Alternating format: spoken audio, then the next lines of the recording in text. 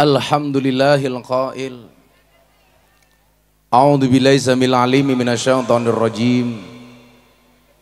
Bismillahirrahmanirrahim. Wa kullan naqussu 'alaika min amba'ir rusuli ma nuthabbitu bihi fuadak.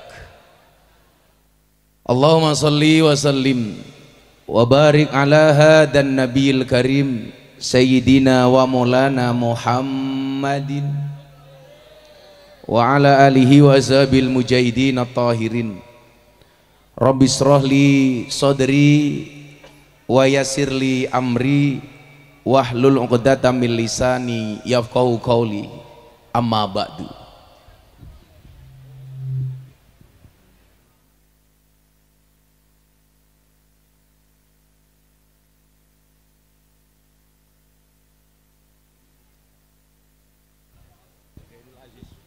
Hadratal muhtaramin, para masyayikh, para kiai, para alim ulama, para habaib, wabil khusus panjenenganipun Abah Ali Masyhuri.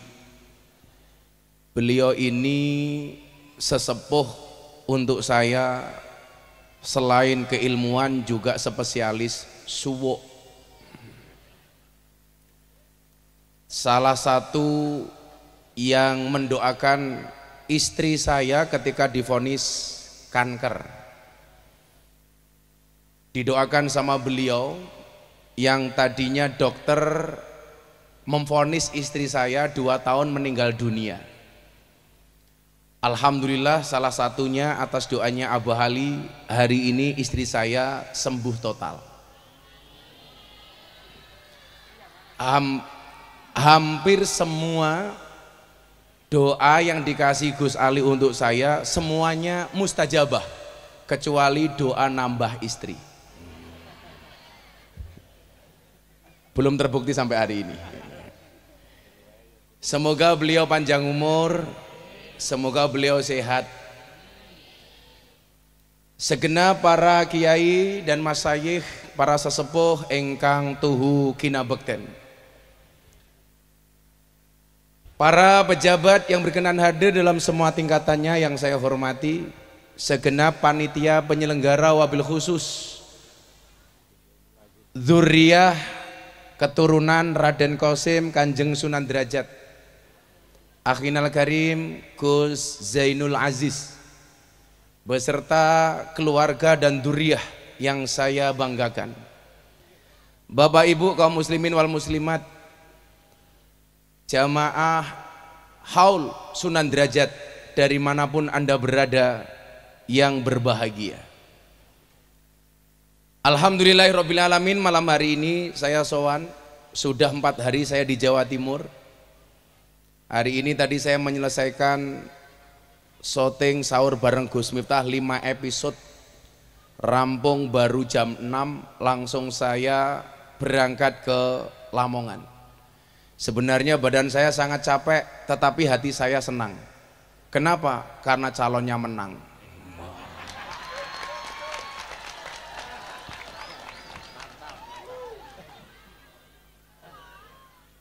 Ada 2 perasaan yang kemudian ketika saya harus sowan Kanjeng Sunan Derajat.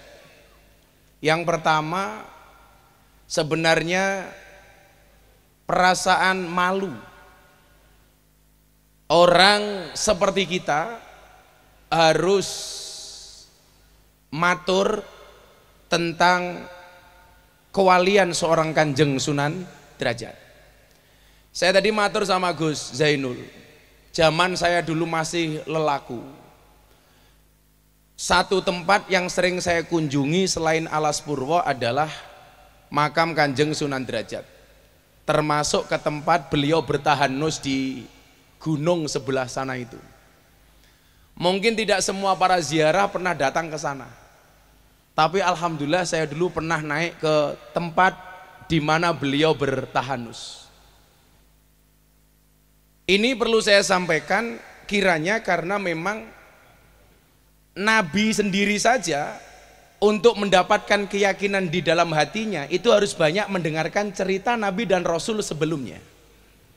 Sebagaimana tadi ayat yang saya sampaikan, wa kullan naqussu 'alaika min amba'ir rusuli ma nusabbitu bihi fuadak.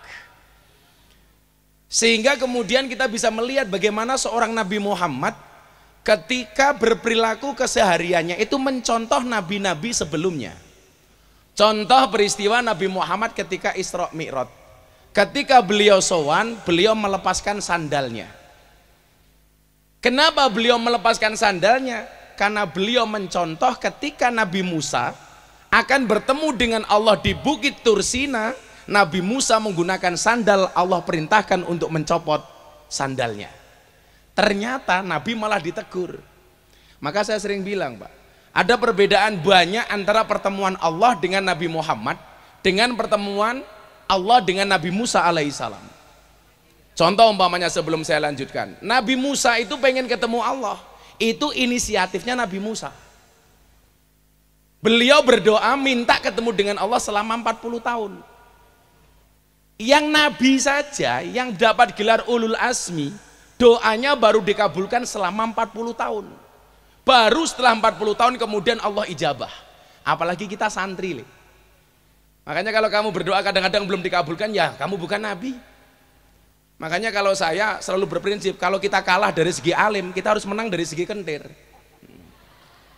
Makanya kalau kamu ini kok berdoa minta jodoh nggak dapat, doanya dibuat simplifikasi saja. Ya Allah, izinkan aku menjadi imam sholat baginya. Namun bila tidak engkau izinkan aku menjadi imam sholat baginya, izinkan aku untuk menyolatkannya.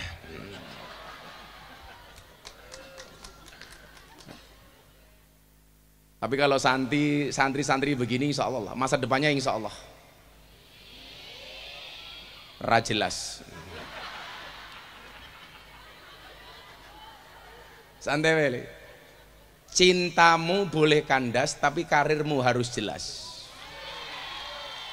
Kenapa? Karena karir yang jelas akan mengundang cinta yang berkualitas.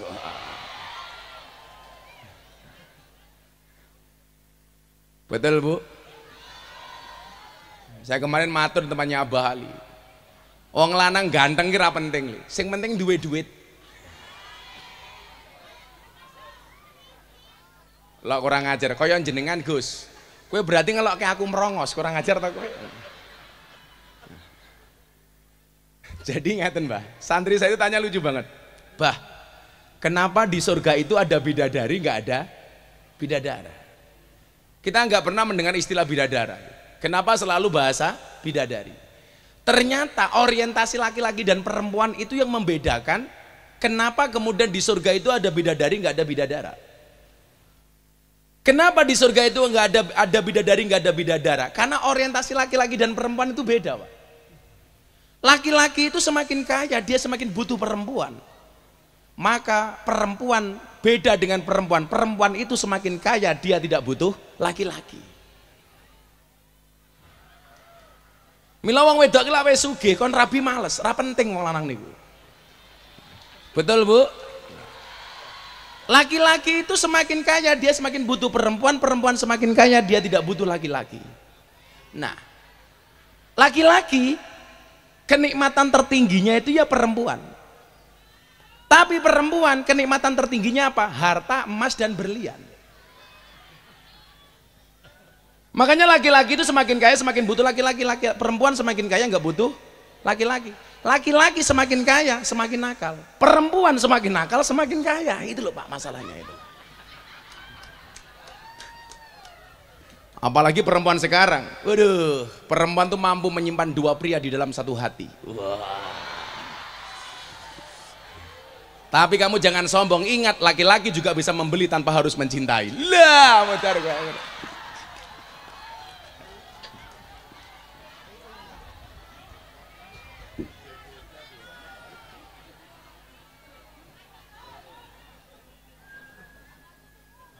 Saya ini pengen menceritakan Nabi Musa dicontoh oleh Nabi Muhammad itu, termasuk nanti pada akhirnya saya mau cerita. Di awal dulu ketika kontroversi saya ceramah di klub malam itu dasarnya apa? Apa korelasinya dengan Kanjeng Sunan Derajat? Itu mau saya sampaikan, Pak. Ujungnya nanti ke sana lah. Nah, Nabi Musa itu 40 tahun nih baru diterima. Makanya ya awake dhewe lak ndonga bertahun-tahun baru dikabul gitu ya biasa-biasa saja. Maka kemudian Ibnu Athaillah mengatakan apa? La yakun ta'akhuru amadil ata'i ma'al ilhai fid du'a mujiban liyaksika fahuwa duminalaka al ijabah. Jangan sampai keberadaan doamu, keterlambatan doamu dikabulkan oleh Tuhanmu menjadikan kamu berputus asa. Kenapa? Karena fahuwa duminalaka al ijabah. Karena dia Allah pasti akan mengabulkan doa-doamu. Itulah alasan Pak, kenapa saya olahraga itu paling suka. Satu, nge-gym. Dua, sepedaan. Saya kalau sepedaan Pak, Jogja Sragen PP saya kuat Pak. 200 kilo saya sepedaan kuat. Karena bagi saya orang berdoa itu seperti orang bersepeda. Cepat atau lambat pasti sampai tujuan. Maka teruslah berdoa walaupun doa-doamu belum dikabulkan. Cuman pesan saya satu, kalau bersepeda tetap berhati-hati di jalan. Kenapa? Karena jatuh di aspal tidak seindah jatuh di pelukan mantan. Ya.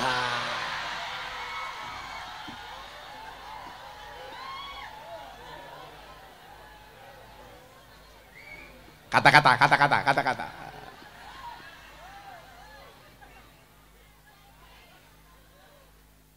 Ya bocah hadrah itu. Berakit-rakit ke hulu, berenang-renang ke tepian. Mantanmu sudah ke penghulu kok kamu masih sendirian.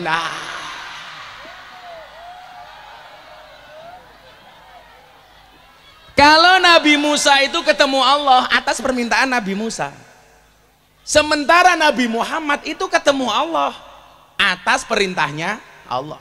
Jadi kalau Nabi Musa itu mengajukan, Nabi Muhammad itu diundang Pak. Tentunya orang yang minta diundang sama berangkat sendiri sama yang diundang itu kan beda. Gini apa mbak Bu? Kalau kita mengajukan untuk ketemu dengan Pak Jokowi dan kita dipanggil Pak Jokowi itu kan beda. Kayak hari ini orang mengajukan pengen bertemu dengan Pak Prabowo. Nah, sementara kalau Gus Miftah itu tidak minta ketemu tapi dipanggil. Cie.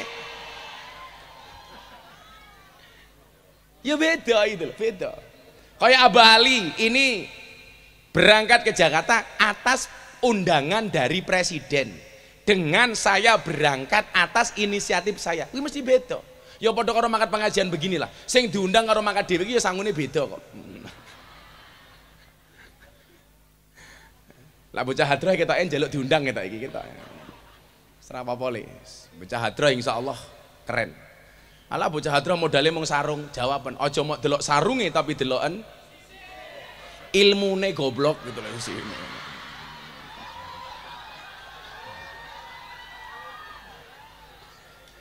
Apalagi perbedaan yang lain umpamanya Nabi Muhammad dengan Nabi Musa. Nabi Muhammad, mohon maaf, Nabi Musa ketemu Allah itu hanya di Bukit Tursina. Sementara Nabi Muhammad di Sidratul Muntaha, wis beda meneh. Nabi Musa ketika ketemu dengan Allah menggunakan sandal, ditegur sama Allah. Musa, copot sandalmu. Injak-injak bukit ini karena ini akan menjadi tempat suci karena merupakan tempat pertemuanku dengan pertemuanmu. Lah Nabi Muhammad mendengar cerita ini ketika sowan Allah Bu, sandalnya dipakai. Mohon maaf, sandalnya dicopot. Malah ditegur. Muhammad kekasihku, pakai sandalmu. Loh, saiki kiai munggah panggung karo sing ra kiai beda kok. Lah munggah panggung ki kiai sandale dienggo. Abah Ali contohnya iki lho.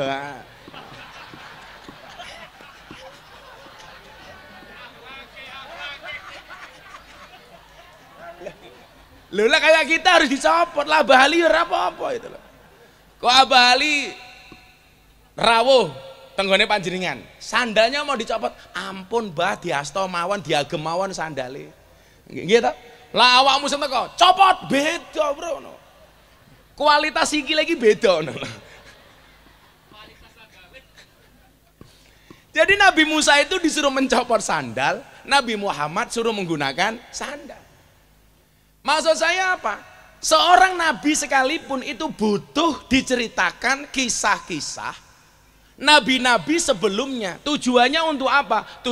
Tujuannya adalah manusabbitu bi fuadak. Supaya atine iki luwih yakin. Lah kaya awake dhewe niki nyuwun sewu, butuh datang terhadap hal-hal para masyayikh, para kiai, terlebih para wali. Itu sama tujuannya. Manusabitu bi fuadak dalam konteks yang lebih kecil. Sehingga kemudian apa? Kalau Habib Lutfi mengatakan sama kita dulu begini, salah satu hal itu dilaksanakan selain wayud karufihi manakibul mutawafa. Makanya tadi sebelum saya sowan sama Abah Rawuh, itu kan tadi pasti ada di dalamnya apa cerita tentang perjalanan Sunan Derajat. Karena ini bagian dari wayud karufihi manakibul mutawafa. Selain itu apa? Hal ini sebenarnya dilaksanakan dalam rangka menumbuhkan rasa apa? Rasa malu. Rasa malunya siapa? Rasa malu yang hidup kepada yang mati. Yang mati saja mohon maaf masih bisa membahagiakan sekian banyak orang. Mosok awake dhewe urip ora iso gawe seneng marang liyan. Coba gara-gara haulnya Sunan Derajat, nggak usah haulnya lah, yang kulayaum kita bisa saksikan keberadaan makam beliau. Bagaimana kemudian kita tidak malu? Yang sudah sowan sama Allah masih bisa memberikan sekian banyak kebahagiaan, yang mati membahagiakan yang hidup. Lah mosok awake dhewe sing urip kok gawe susah sing urip. Contohnya sing gawe susah niku sinten? Cetha kalah ora trimo. Lah niku termasuk niku. Gawe susah niku.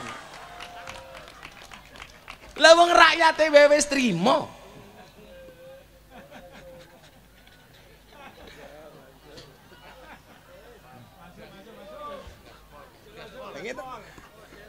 Makanya kemarin saya diundang, "Le, sesuk sahur ya." Jam piro sahur ngene jenengan, Pak? Kula matur ngoten. Jam pinten? So haul apa sahur? Saya pengen sahur bersama. Yang ceramah sebelum sahur Gus Miftah. Jam berapa? Jam 02.58 jamnya itu loh. Tapi sekalian sesuk bukanya jam piro? Jam Ganjar plus Anies. Hah? Maksudnya 16.24. Nah.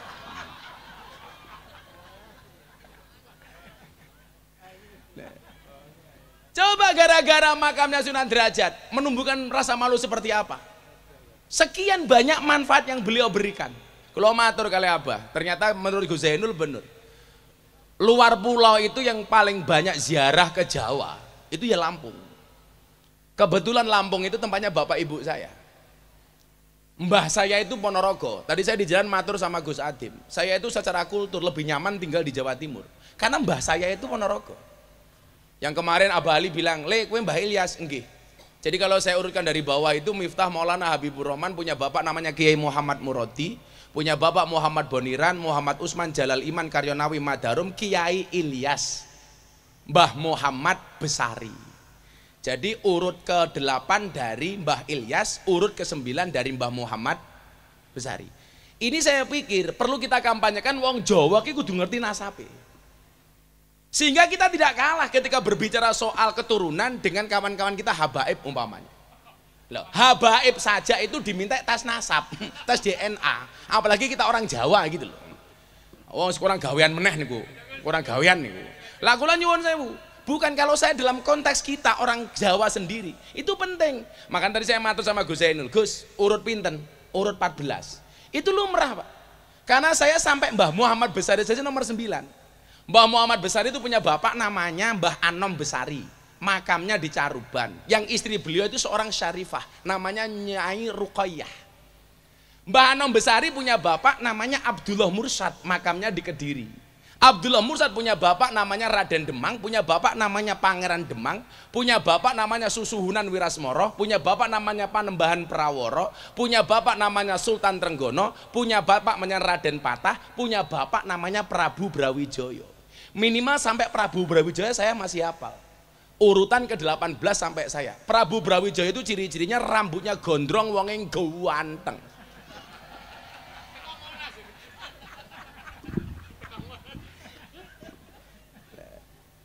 Nah, Mbah Sunan Derajat inilah yang kemudian menjadi salah satu inspirasi saya ketika saya dulu bolak-balik ke Derajat sowan ziarah seperti para peziarah yang lainnya ini. Yang kemudian salah satu makalah beliau itu yang saya jadikan dasar dan asas untuk saya kemudian ngaji di klub malam dan di lokalisasi, Pak. Coba, Kan salah satu kritikan orang-orang Wahabi itu begini, Bah. Kenapa Wali Songo itu tidak banyak meninggalkan manuskrip dan kitab? Enggak, maksud saya banyak wali yang tidak punya itu. Padahal kalau kita kaji, minimal makalah-makalahnya para wali itu banyak, termasuk Kanjeng Sunan Derajat. Termasuk 7 kalimat yang sering kita pakai itu.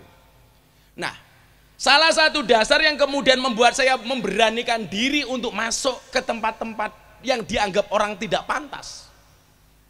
Salah satunya adalah apa yang pernah disampaikan oleh Kanjeng Sunan Derajat yang sering kita dengar. Apa Willy? Mene ono teken marang wong kang wuta, mene ono mangan marang wong kang luwe. Mene ono busana marang wong kang wuda, mene ono ngiyup marang wong kang kudanan. Yang dulu kemudian saya terjemahkan begini ketika saya masuk ke klub malam. Menyalakan lampu itu di tempat yang gelap, menyapu itu di tempat yang kotor. Itu terjadi tahun berapa, Pak? Tahun 1999 ketika pertama kali saya ke Jogja. Saya beranikan untuk masuk ke satu tempat yang paling menyenangkan di Jogja, namanya Market Flower atau Pasar Kembang. Disingkat Sarkem. Loh, saya bukan alumni. Aku kiai ini goblok kok alumni gitu. Nah, ternyata apa yang disampaikan Kanjeng Sunan Derajat kalau kemudian kita tilik dengan hadisnya Nabi, itu kan selaras dengan wallah fi aunil abdi maka nal abdu fi auni akhi. Allah akan menolong hambanya manakala sang hamba mau menolong saudaranya. Atau kemudian dalam hadis lain kita melihat ahabun nas ilallahi anfa'uhum linnas wa ahabul a'mali ilallahi sururun tudkhiluhu ala muslim. Maka disitulah kemudian saya melihat cara dakwah dan polanya Kanjeng Sunan Derajat itu kalau kita lihat secara ilmiah, yang beliau lakukan itu adalah pola dakwah yang humanisme religius. Apa le? Humanisme religius. Aku ki jeneng kon ngaji rada ilmiah jane aku iso. Ning mesti malah wong ki ra seneng karo aku ngono lho. Wong soalé wong seneng karo aku iki mergo kentir gitu lho. Ora mergo aku pinter ngono lho. Kula niku nganu nggih, kula niku bersyukur. Kula niku bola-bali matur kali Abah Ali. Jadi bocah-bocah santri sing goblok niku jane jangan insecure lah, jangan underestimate, harus percaya diri. Nyatane mbiyen aku mondok cah 40, sing paling goblok sak kelas ki aku lho. Lho tenan. Tapi cah 40 kuwi sing dadi kiai mau ngaku dhewe. Sing 39 Pak nggih, mboten dadi kiai. Ngarit gitu loh. Saiki malah aku anyar gelarku AKBP. Aku kiainya Bapak Prabowo.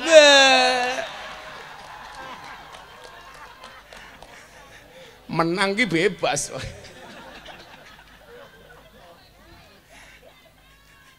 Oke, gas. Oh, kalau ana wong ngelok ki ala Miftah goblok tak jawab sorry nggih. Coba.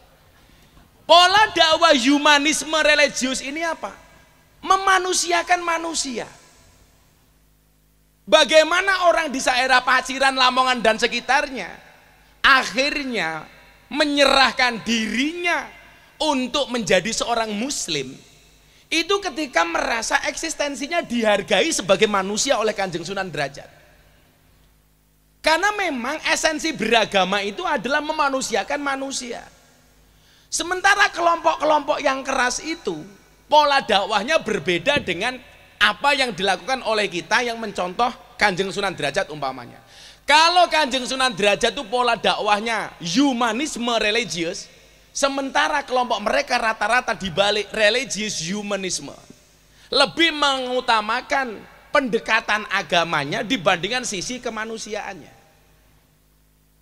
Nah, karena yang digunakan oleh Kanjeng Sunan Derajat itu humanisme religius, itu sesuai apa yang disampaikan oleh Al-Quran ketika menyampaikan tentang pola dakwahnya Kanjeng Nabi. Apa itu? Wa ma nursilul mursalina illa mubasyirina wa mungdzirin. Lah dakwahnya orang NU dalam hal ini dicontohkan oleh Kanjeng Sunan Derajat lebih mengutamakan mubasyir dibandingkan mundir. Makanya orang kayak Abah Ali ini nyenengke karena mubasir. Kowe pengen warungmu laris? Wah, golek pelayan sing ayu sing susune gede.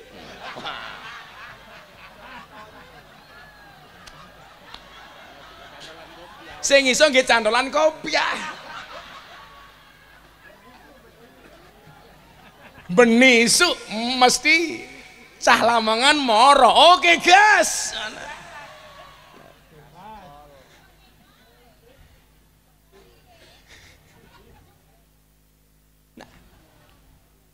Loh, saya ingatin Pak, ngapunten nggih. Kan ada pertanyaan begini, Gus. Dari sekian tokoh nasional itu, orang anu sing paling nekat mblayar ngegas dari pertama dukung capres itu Gus Miftah. Dan itu diakui sama semua orang. Itu mohon maaf. Kalau ngomong soal reputasi itu ancaman bagi saya, Pak. Itu akan mengganggu reputasi saya sebagai seorang mubalik. Apa mana kok jagone kalah, wah iso modar aku, Pak, gitu loh. Tapi dari awal kemudian saya menyampaikan begini, yang tidak setuju kiai ngawal capres itu mesti orang fasik, kemungkinan dua hal, satu orang fasik, orang jahat. Kenapa? Karena kalau ada kiai kayak Abah Ali ini berada dekat dengan calon presiden, maka otomatis pintu orang fasik untuk mendekat capres itu menjadi tertutup. Tapi kalau orang baik tidak mau dekat dengan capres, otomatis orang fasik akan mendekat. Kemudian yang nggak terima siapa? Yang kedua, pasti orang yang beda pilihan dengan kita. Lak podo, apik Gus. Lak beda, kiai kok dolanan capres. Gitu? Loh, ini udah gak kampanye lagi, rugi saya kampanye wis menang kok kampanye gitu. Ini kan tahadus bin nikmah, idkhalus surur. Ketoke sing ra trimo ketoke pendukungnya sing kalah ketoke gitu.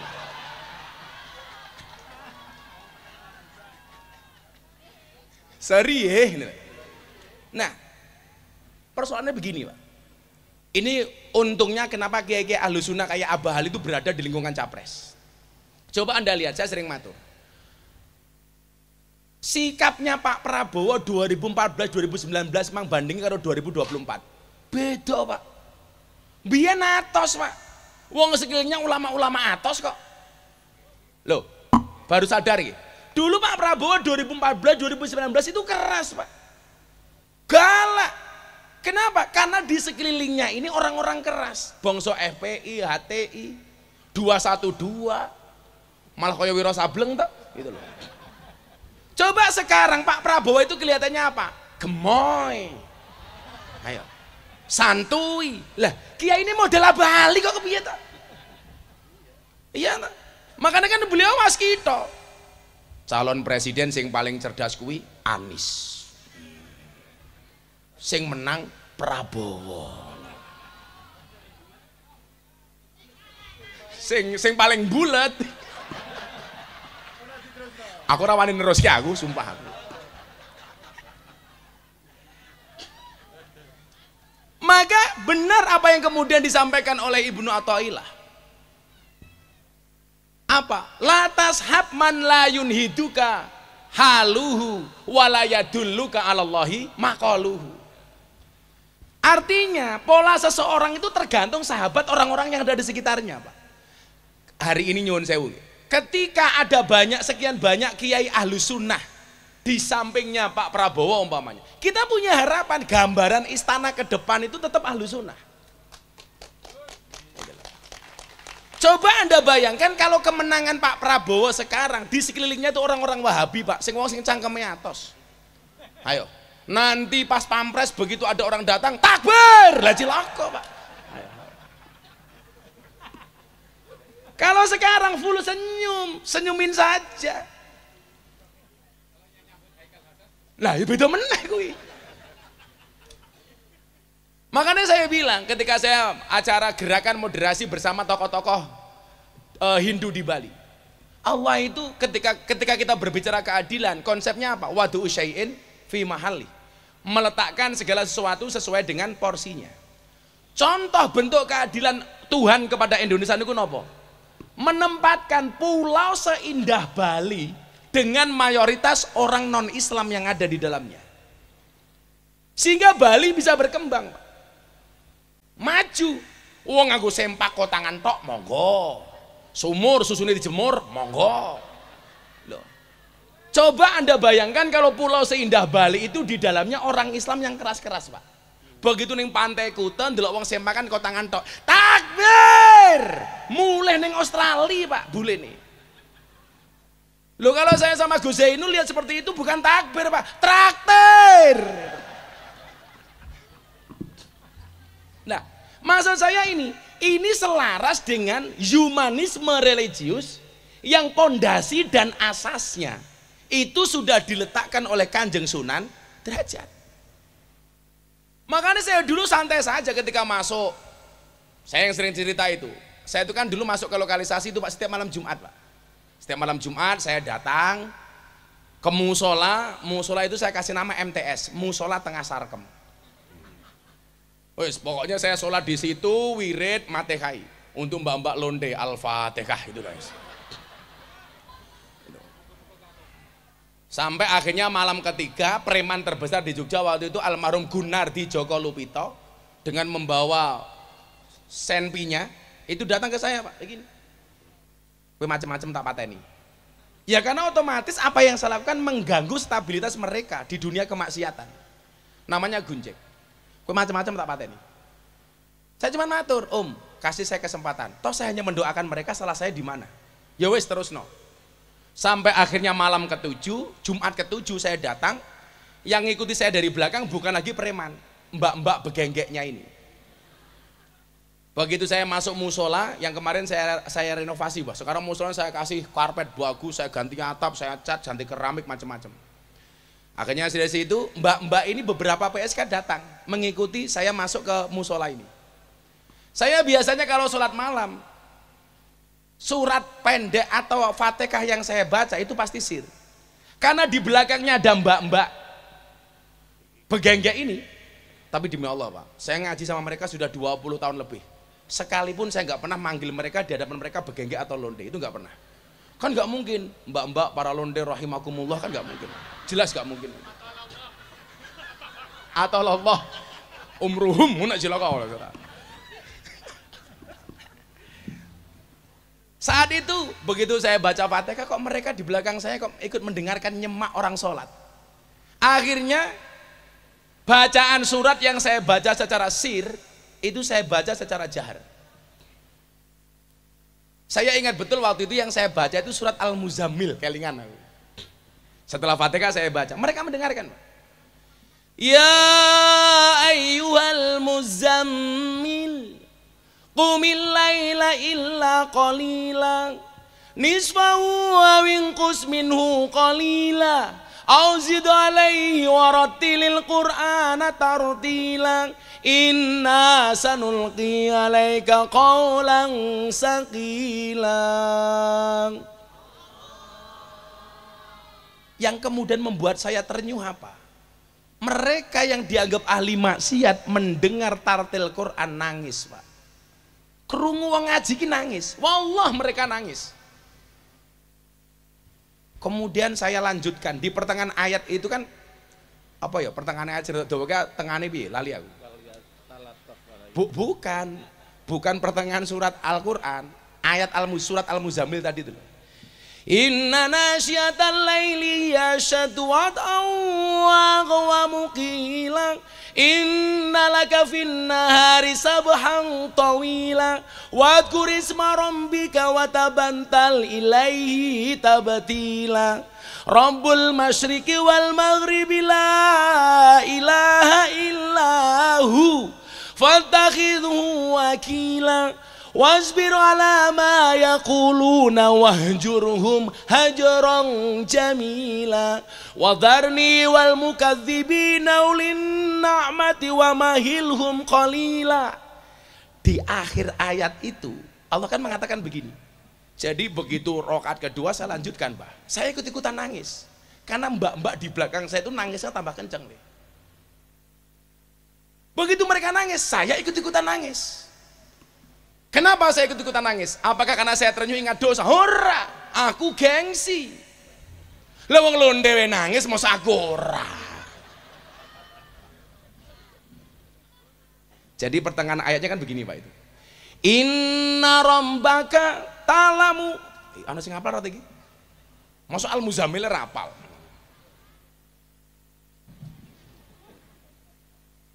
Wah, ra sida tak sangoni we.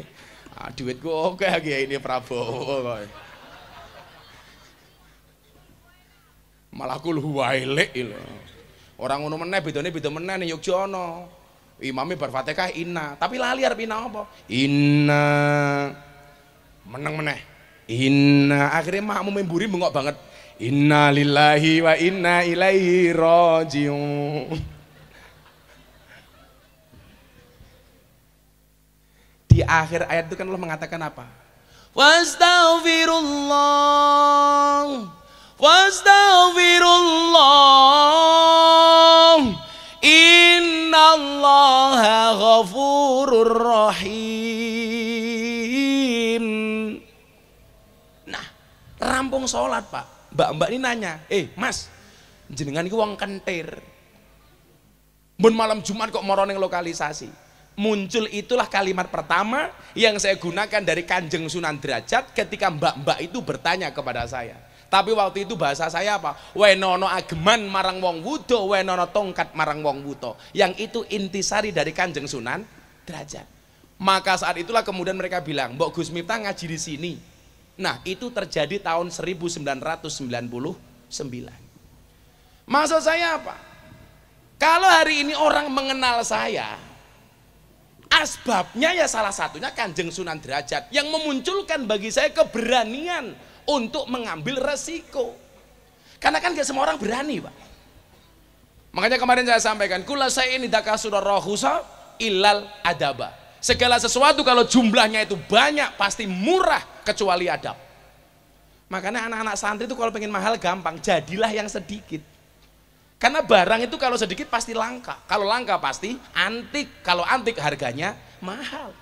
Kiai ki oke le, sing ngurusi lonte jarang. Sopo? Gus Miftah. Berarti Gus Miftah kiai? Kiai larang goblok.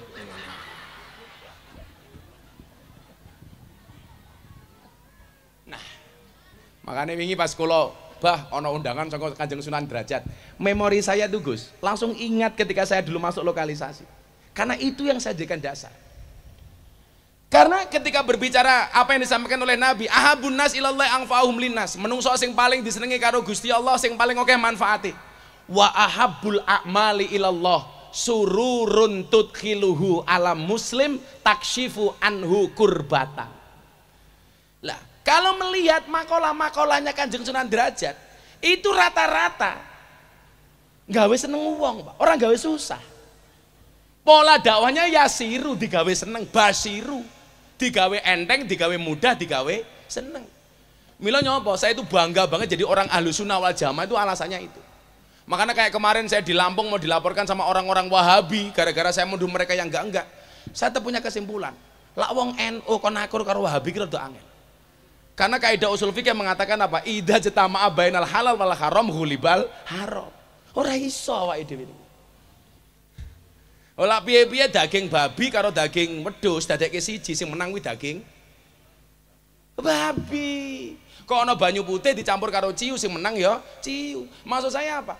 Ini yang satu pengasong Ahlussunnah bangsa tahlilan manakiban sak piturute, sementara yang satu menolak. Inilah dadi lak yo angel. Sing siji seneng manakiban, sing siji ora. Sing siji seneng tahlilan, sing siji ora. Ya wis selawatan dhisik yo. Iki vokalis yang kememangan iki lho ya Allah. Wah, kowe ngempet ceplak. Panesan wetenge gedhe. Aja lemu-lemu. Wong lanang iki wetenge gedhe biasanya manuke cilik. Mangan. Bapak NU Ibu Mus. Sing banter di muslimat sing bangga no. Limet.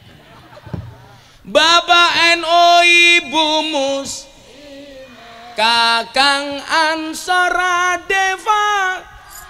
Adeva Taya tahlilane saben malam mulai tahlilan padha nggawa rahmat Pantes mangan wae mau pikir berkat.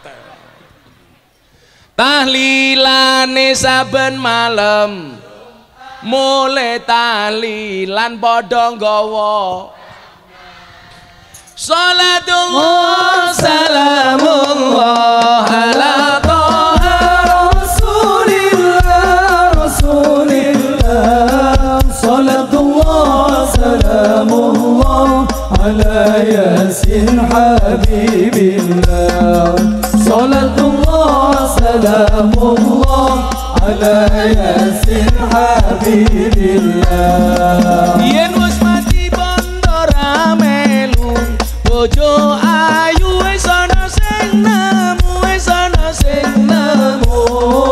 sing ning kubur rasane lara anak bojo ra tau ndonga sing ning kubur padha tangisan anak bojo rebutan warisan salatullah salamullah ala rasulillah rasulillah salatullah salamullah ala yasin habibillah salatullah salamullah ala yasin habibillah bocah cilik diulang ngaji seso yen gedhe dadi kiai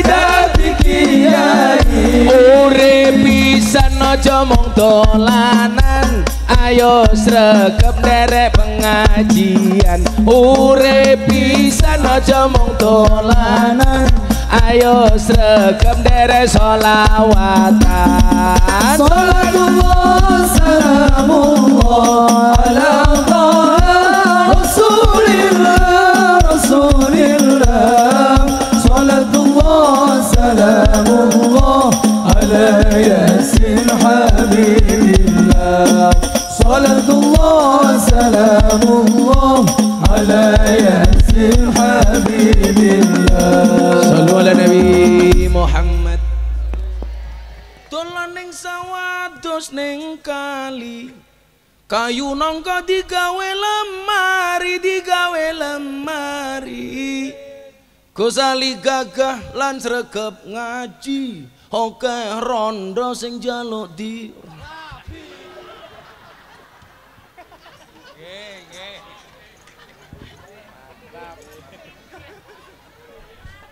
kualat aku lho kan nganu to doaul mar'i li akhihi ka duaihi li nafsihi dadi lek aku ndongake wong liya kuwi padha karo ndongake awakku dhewe neng aku ora wani lha sing gelem wah antri bro gantengnya kaya ngene kok tapi sorry ya saya adalah laki-laki yang setia karena saya punya prinsip lelaki yang hebat bukan lelaki yang mencintai banyak wanita tetapi mencintai satu wanita dengan banyak cara saya harus ngomong seperti itu kenapa karena direkam banyak kamera konangan bojoku modar pak halalah ngalim-alime kiai dikitak bojone goblok dadak tak kandhane lawang Sayyidina Umar setan iblis demit wedi karo Umar beli aja wedi karo bojone kok mila lah ana wong Lamongan bojone galak niku insyaallah dua kemungkinan pertama Anda akan diangkat menjadi walinya Allah seperti Umar amin atau kemungkinan kedua min alamatil stroke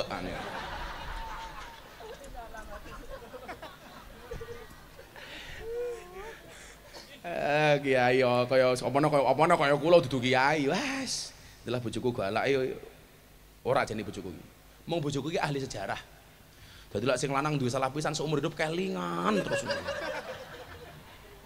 curhat mbahmu iki curhat itu karena perempuan itu karakternya kalau disakiti nggak pernah lupa kalau menyakiti nggak pernah ingat ciri-cirinya jibape coklat gitu misalnya. Terakhir sebelum Abah Ali dawuh mungkin satu dalil yang perlu saya sampaikan jangan gampang menghakimi orang lain dengan perbuatan dosanya. Ruyan al-Imam Malik annahu kana yaqul la tangzuru fi dzunubin nas ka'annakum arbabun.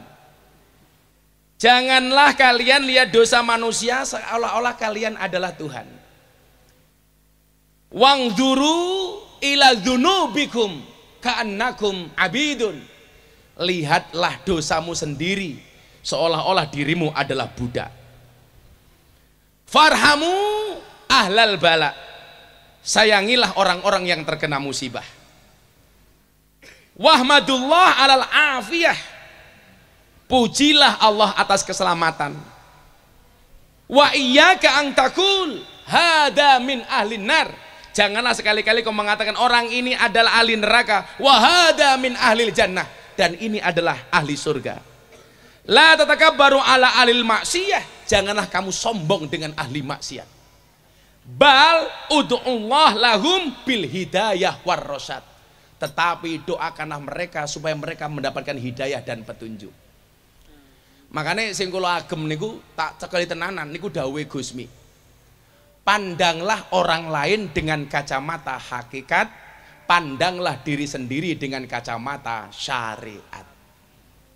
Pandanglah orang lain dengan kacamata hakikat supaya kita tidak gampang menyalahkan mereka, menghakimi mereka. Tetapi pandanglah diri sendiri dengan kacamata syariat supaya kita lebih berhati-hati dan waspada. Kula ngapunten, Mbah, kula ngapunten nek diarani kula niku salah. Orang baik itu rata-rata egois nih. Yaitu tadi yang dikatakan oleh Imam Malik. Hada min ahlil jannah, hada min ahlin nar. Contohnya apa, Pak? Saya itu pernah ngaji di klub malam di Jogja. Nunggu teman-teman yang lain datang, Pak. Itu duduk di depan kafe. Ada rombongan jamaah berangkat pengajian naik mobil pickup. Mbak-mbak Purel yang sama saya waktu itu. Lah ning Lamongan jenenge apa ya? Bukan, Purel itu pemandu karaoke. LC, PK, PL. Kalau di sini Purel lah, perempuan rela diusel-usel. Yang mereka kerjanya di puskesmas, pusat kesenangan mas-mas. Yang dilakukan adalah karaoke, kata rock dibuka oke. Niku nyuwun sewu, Mbah. Begitu ini liwat pengajian niku nyuwun sewu, Gus Zainul. Mbak-mbak Purel ini mengatakan apa sama saya? Bah, doakan saya ya. Mudah-mudahan satu saat saya bisa seperti mereka, malam hari berangkat pengajian tidak bermaksiat seperti sekarang. Saya mendengar kalimat mereka itu nangis. Aku langsung ngelus dodone bojoku. Ya Allah, luar biasa ini orang. Satu saat saya nganter kiai-kiai dari luar kota, lewat jalan Magelang melewati klub malam karaoke Dugem. Ada mbak-mbak berpakaian seksi. Kiai yang saya derek ini ustadz-ustadznya ngomong apa sama saya? Dasar kayak Gus ahli maksiat. Bengi-bengi ngumbar aurat mendatangkan murkanya Allah. Saya kemudian berpikir begini, ahli maksiat memandang orang baik dengan kacamata kasih sayang. Sementara orang baik, orang yang dianggap baik memandang ahli maksiat dengan penuh kebencian. Bukankah kemudian kita ingat alaihissallahu bihakamil hakimin. Allah itu menciptakan manusia untuk saling mengenal dan menasehati, bukan untuk saling menilai dan menghakimi. Celakanya apa? Inilah diterjemahkan makalah Mbah Sunan Derajat itu mesti wakil banget. Celakanya apa? Seringkali kita menjadi hakim dan jaksa bagi kesalahan orang lain, tetapi menjadi pengacara bagi kesalahan kita sendiri. Kalau ada orang lain salah, kita hakimi, kita tuntut, kita eksekusi. Tetapi kalau kita salah, membela diri. Kulo ngaji, Bah, teng Cikarang, teng Bekasi mau pindah ke Cikarang, lewati lokalisasi di daerah Kalimalang. Emplek-emplek nih kula.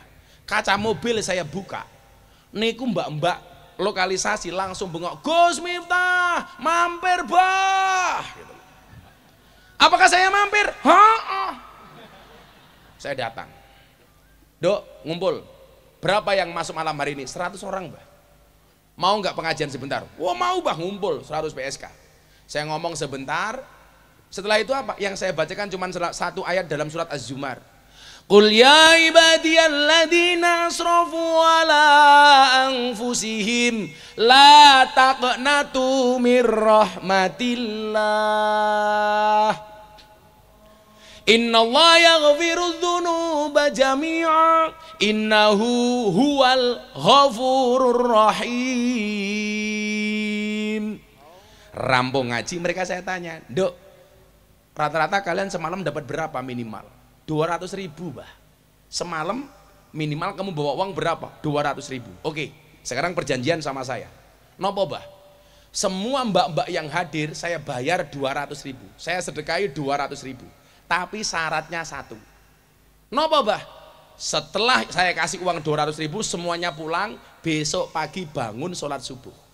Setuju? Setuju. Kalau ada duit kabeh Pak, 200.000. Nyoh.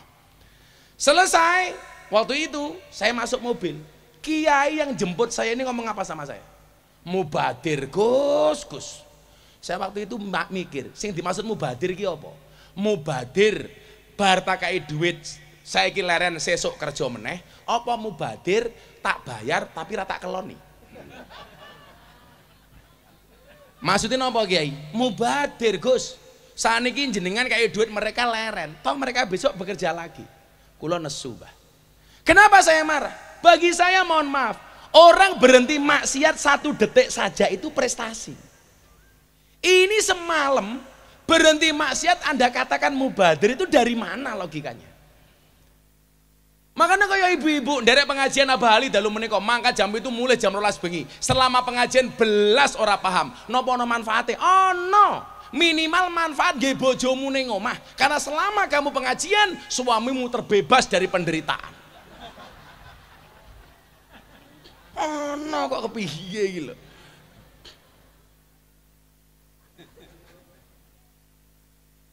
Lha kaya ana mbak-mbak PS kan Pak sedo, Mbah saya layat kon ndongake. Ya saya layat ndongake. Mbah Mudine bengok. Nyuwun sewu para rawuh, almarhumah menika saya nomo awon, liyane belas rono sing mani jawab. Mergo dianggap PSK meninggalnya pas kebakaran di lokalisasi Sarkem. Kebakaran mati. Meneng kabeh. Kula bengok, saya nopo awon, saya nopo awon, rampung saya diprotes. Gus, niku PSK kok jenengan ditakoni saya napa jawabnya saya. Maksudnya napa? Kowe salah. Kenapa saya jawab saya? Karena kematiannya itu minimal membawa kebaikan untuk dirinya sendiri. Gara-gara dia mati wis ra nglonte meneh. Loh, nggih napa mboten Gus? Masuk bro, Kiai ini Prabowo aja. Kalau Gus minta Kiai ini Prabowo, Abah Ali tukang suwe Prabowo. Ini membawa kebaikan. Maling gue lo mati, tetap dijawab saya. Karena begitu dia maling, potensi kamu kehilangan menjadi berkurang karena sing maling wis mati. Nah, pola inilah yang saya maksud bahwa Kanjeng Sunan Derajat itu menggunakan pola dakwah humanisme religius. Kapan-kapan Gus, kula ajeng nulis babakan ini. Kebetulan saya baru kuliah S2 di 3 tempat. Saya kuliah di Jogja, di UIN Jogja S2 mengambil akidah filsafat. Saya kuliah S2 di Unisula Semarang, mengambil jurusan pendidikan. Saya kuliah S2 di UNES, Universitas Negeri Semarang, S2, mengambil jurusan pendidikan seni. Nah, nanti pas pendidikan itu saya mau nulis. Karena dulu skripsi saya itu berbicara tentang pendidikan yang menyenangkan. Lah, ini saya mau nulis humanisme religius by Sunan Derajat. Wow. Ya tagihan loh kayaknya. Malah tambah semangat aku. Jadi tahun ngarep aku wis kuliah S3. Wah, jadi sok Gus Zainul nyuruh aku wis Dr. Miftah Maulana Habibur Rahman. Lah saiki cukup prof, bukan profesor, provokator. Hanya Bapak Ibu, mari kita dengarkan mau idoh. Kalau ini baru mau idoh. Kalau ini cuma dongeng-dongeng saja dari Abah Ali. Cuman pesan saya cuma satu, yang sering kali saya sampaikan, jangan pernah menghina pendosa seolah-olah kita tidak pernah berbuat dosa. Bahkan ahli maksiat pun masih boleh masuk surga selama dia mau bertobat. Karena pada hakikatnya surga dan neraka Allah ciptakan sama-sama untuk ahli maksiat. Allah ciptakan surga untuk ahli maksiat yang mau bertobat, dan Allah ciptakan neraka untuk ahli maksiat yang tidak mau bertobat. Terima kasih. Assalamualaikum warahmatullahi wabarakatuh. Waalaikumsalam warahmatullahi wabarakatuh. Kepada Gus Miftah Kiai Haji Miftah Maulana Habibur Rahman Yogyakarta dihaturkan banyak terima kasih. Kaum muslimin muslimat, para masyayikh, jamaah istighosah dan pengajian akbar Haul Raden Qasim Sunan Derajat ke-514 yang dirahmati oleh Allah, marilah kita dengarkan mau'izatul hasanah selanjutnya yang dirangkai dengan barokah doa oleh beliau Kiai Haji Agus Ali Masyhuri Sidoarjo. Dumateng panjenenganipun Abah Ali wekdal kula sumanggaaken. Sallu ala Nabi Muhammad.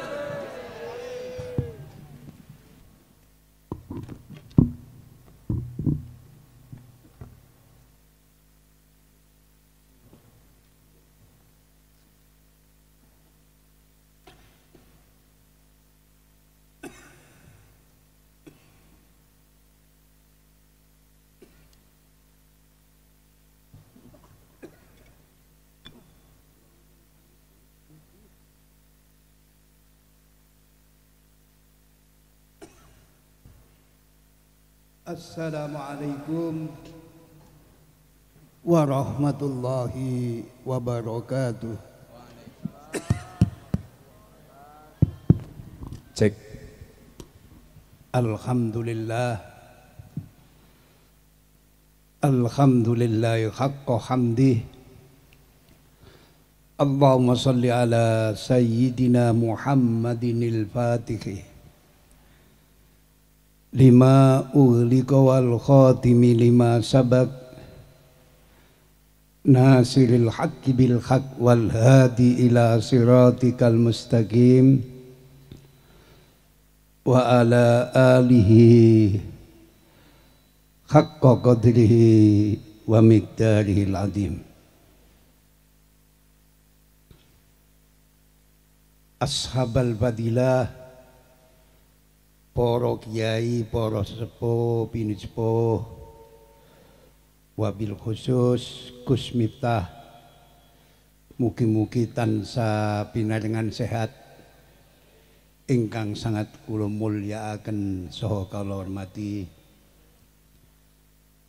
Bapak pejabat pemerintahan, ada Pak Wakil Bupati ingkang sangat kula mulyakaken saha kula hormati, hadirin sidang jamaah pecinta Rasulullah sallallahu alaihi wasallam yang hadir di malam yang penuh berkah. Monggo ngaji kali kula, tolong disiapno buku catatane.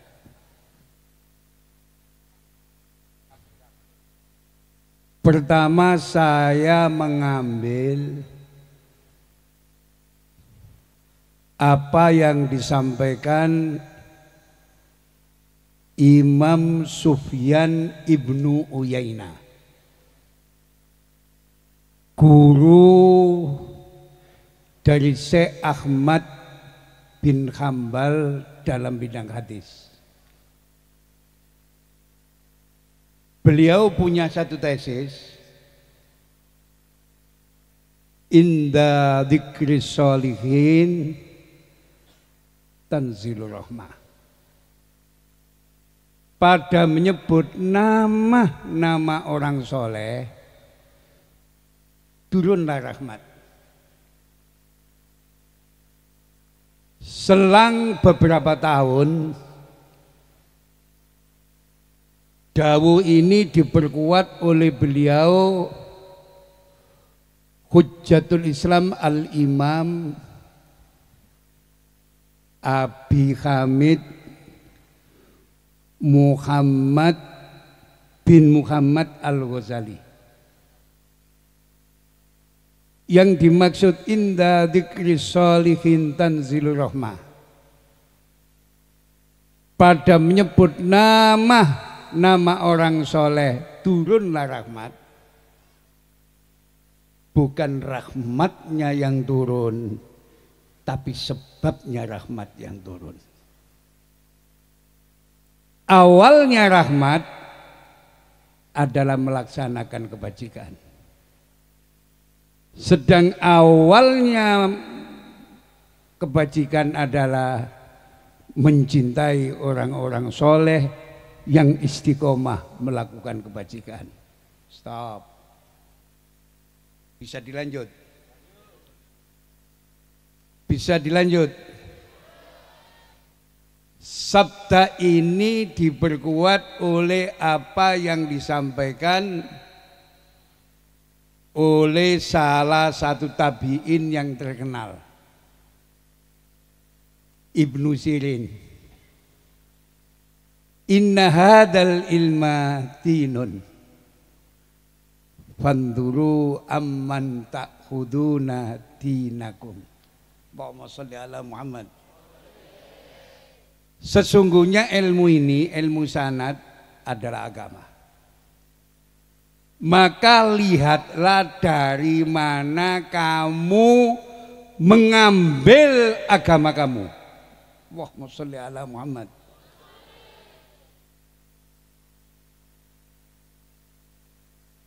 Dawuh ini sangat luar biasa. Dari mana kamu mengambil agama kamu? Ilmu ku nek sanate jelas, siji barokah, loro manfaat. Sunan Derajat bisa menjadi begini karena sanad keilmuannya jelas. Sunan Bonang dirubung wong sampai hari ini karena sanad keilmuannya jelas. Allahumma sholli ala Muhammad. Di Indonesia ini, cepet bisa lu. Ada dua ulama besar yang mampu mewariskan sanad keilmuan yang sangat luar biasa. Catatan. Siji beliau al-Arabillah al-Makfurlah Kiai Haji Muhammad Khalil bin Abdul Latif Al-Bangkalani Madura. Yang kedua Mbah Soleh Darat Semarang. Kedua kiai ini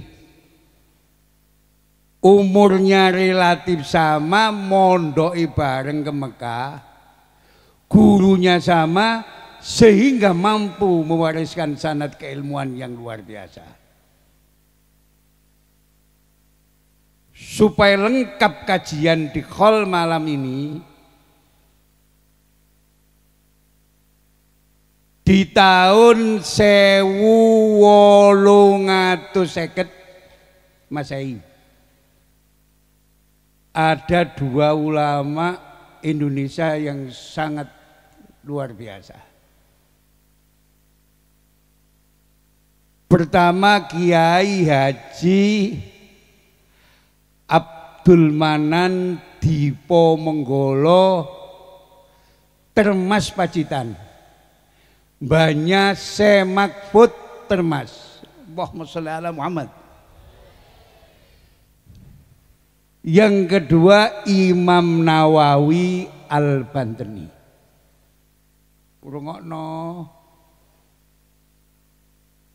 Rong kiai gede iki tidak dimiliki Malaysia.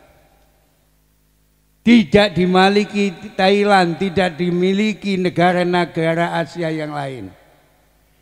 Tapi asli produk ulama Nusantara, ulama Indonesia, wong Jawa, ketepatan adalah orang-orang Jamiah Nahdlatul Ulama. Allahumma sholli ala Muhammad.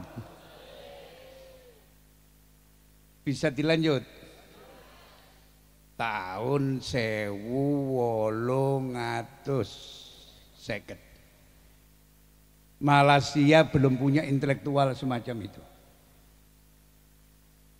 Thailand belum punya, India belum punya.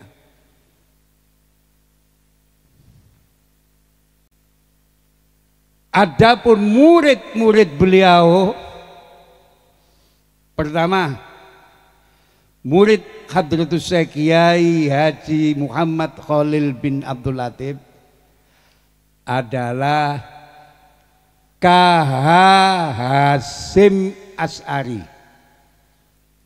seorang pendiri pondok pesantren Tebuireng Jombang,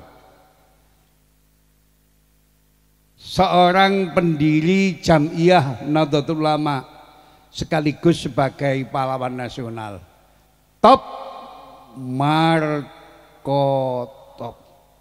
Belum ada. Ngedekno pondok, Nduk. Zaman penjajahan gak gampang.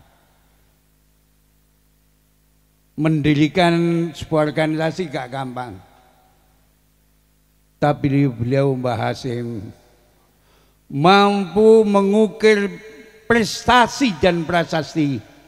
Contoh, dalam pertempuran 10 November saja Mbah Hasyim bisa ngerahkan pasukan 30.000 santri untuk jihad mempertahankan kemerdekaan di Surabaya. Allahumma sholli ala Muhammad. Tidak ada.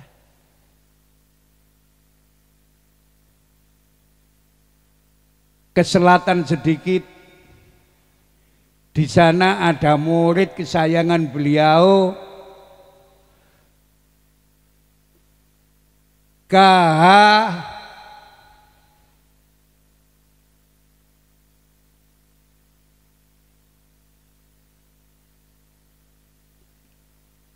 Kiai Dahlan.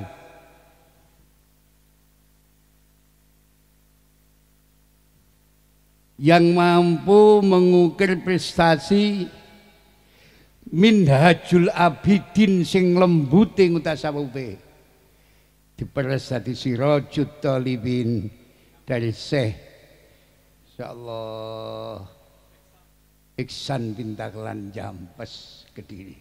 Wong NU.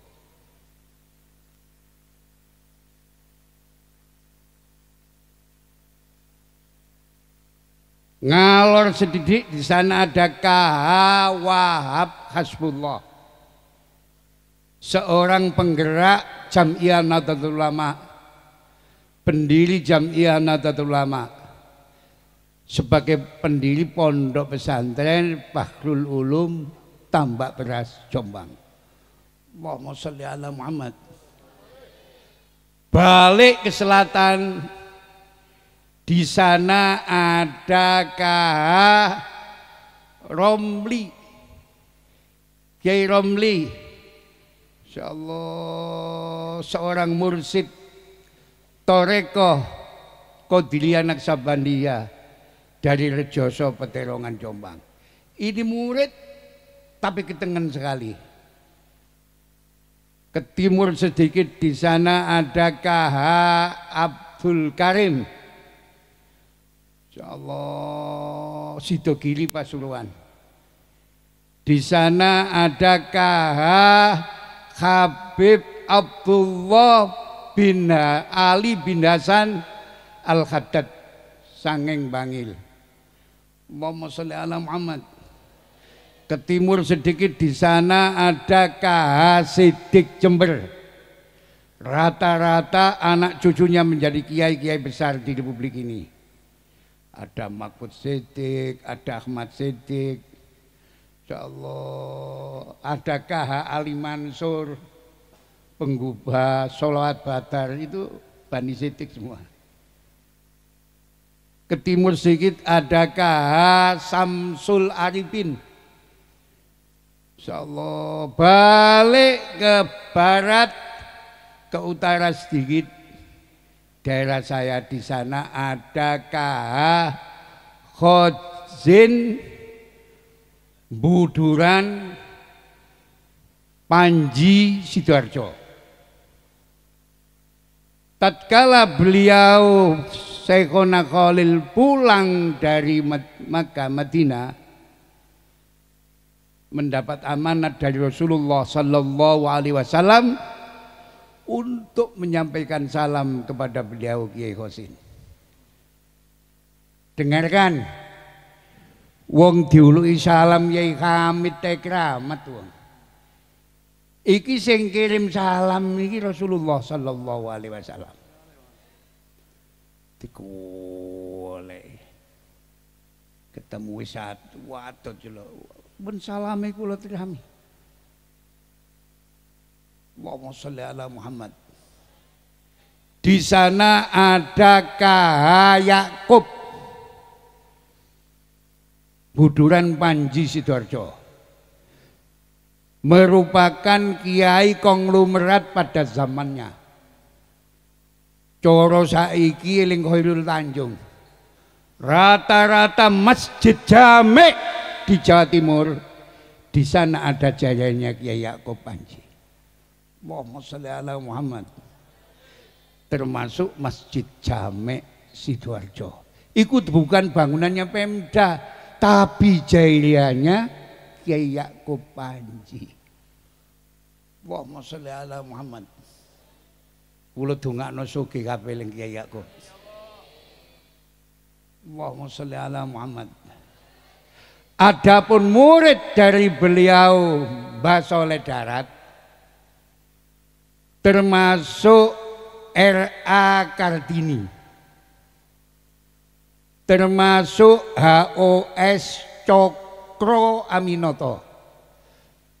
Otot delok Cokro iso maca kitab iki. Termasuk K.H.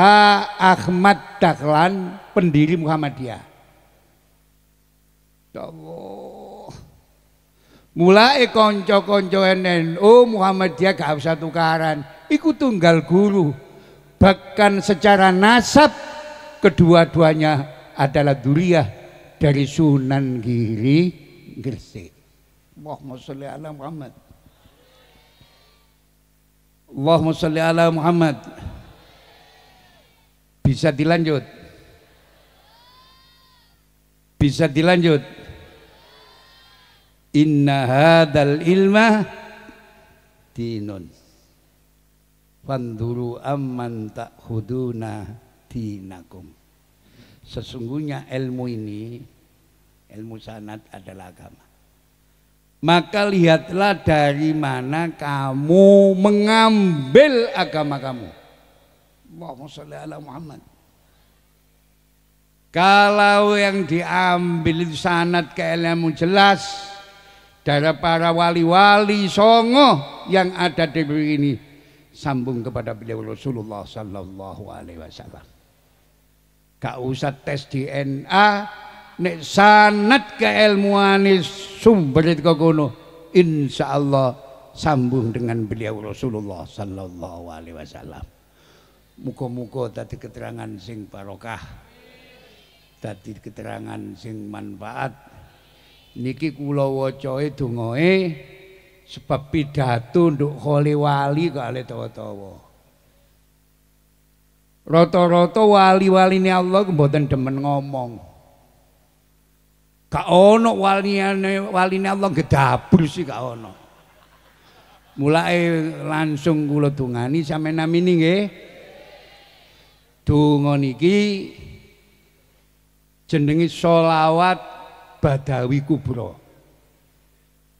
Guru kula dawuh nek ana kampung diwacana shalawat iki insyaallah aman. Berkah, murah sandang, murah pangan, insyaallah penduduk dadi penduduk ahli ibadah. Al-Fatihah. Bismillahirrahmanirrahim. Alhamdulillahirabbil alamin. Allahumma shalli wa sallim wa barik ala sayyidina Muhammadin nurid dat wa sirris sairil asma'i was sifat. Allahumma shalli ala nuril anwar wa sirril asrar wa tiryakil aghyar wa mitahi babil yasar Sayyidina Muhammadinil Mukhtar wa alihil adhar wa ashabil akhyar adada ni'amillahi wa ifdalih. Allahumma salli wa sallim wa barik ala sayyidina wa maulana Muhammadin sajaratil aslin nuraniyah wa lam'atil qabdatir rahmaniyah wa afdalil khaliqatil insaniyah wa asrafis suratil jismaniyah wa ma'dinil asrar rabbaniyah wa khazainil ulumil istifaiyah sahibil qabdatil asliyah wal bahjatis saniyah wa rutbatil aliyah manin darajatin nabiyyuna takhta liwaihi fahum minhu wa ilaihi wa salli wa sallim wa barik alaihi wa ala alihi wa sahbihi adada ma khalaqta wa razaqta wa amatta wa ahyaita ila yaumin tub'asu man afnaita sallim taslima walhamdulillahi rabbil alamin wa sallallahu ala sayyidina Muhammadin wa ala alihi wa sahbihi wa sallam walhamdulillahi rabbil alamin. Wassalamualaikum warahmatullahi wabarakatuh. Barokah doa kaping kalih kapimpin dening panjenenganipun Gus Jamang.